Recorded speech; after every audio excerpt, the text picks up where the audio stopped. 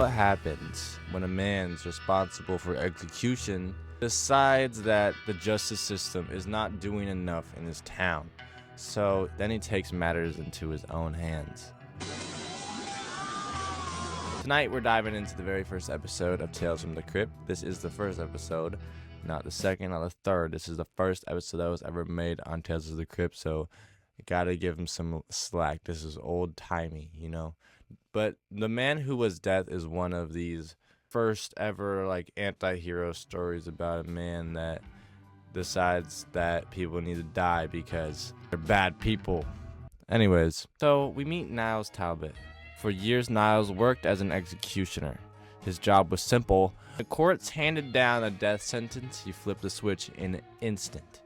He genuinely believed he was helping society by doing these executions and killing people with electrocutions.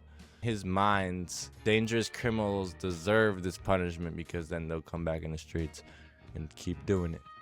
He was the one who delivered the sentence. He would pull this lever and then look the people into their eyes when they died, which is messed up. Everything changes when the death penalty is abolished in every state. Suddenly, Niles loses his job and he loses his purpose. You can already see an obsession building around these executions.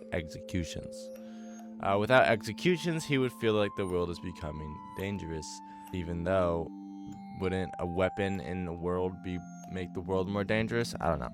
Niles watches the news. Crime seems to be everywhere around his town. After they abolished the death penalty, it seems to be everywhere around his town. Violent criminals are walking free.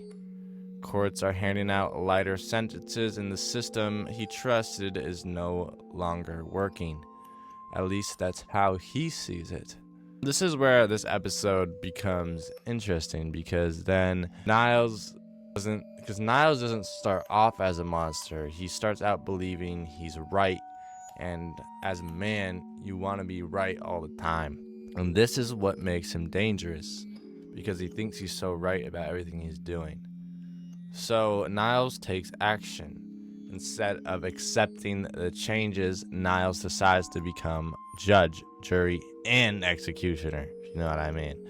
He secretly begins kidnapping criminals using his knowledge of execution methods he created to make elaborate death traps. Each victim receives what Niles considers justice. To him, he's fixing society. To everyone else, he's becoming a serial killer, even though the people that he's killing are bad people. And it was proven,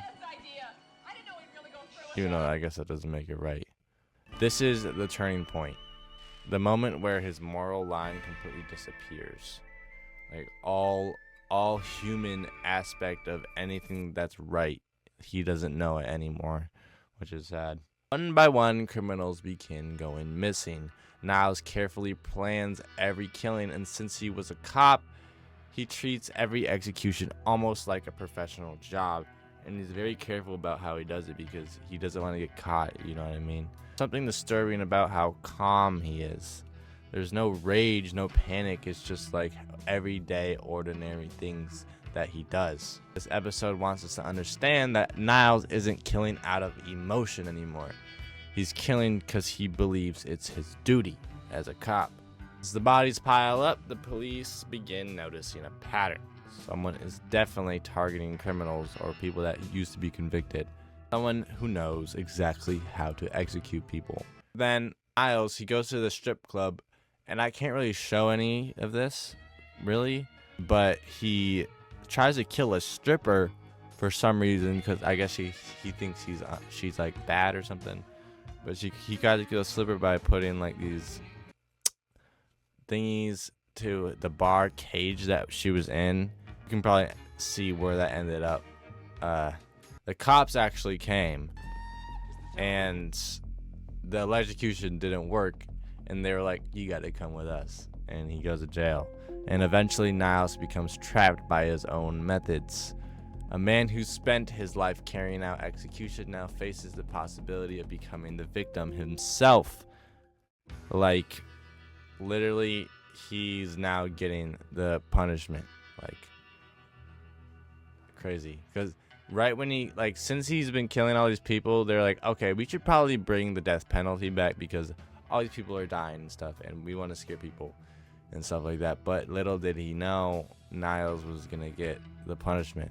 And the executioner finally discovers what it's like to be on the other side of the electric chair. The real horror is not the killings, but instead it's a man who is convinced himself that murder is justice. Niles starts as someone who believes he's protecting society, but his obsession transforms him into the very thing he claims to fight. That's what makes this episode so memorable.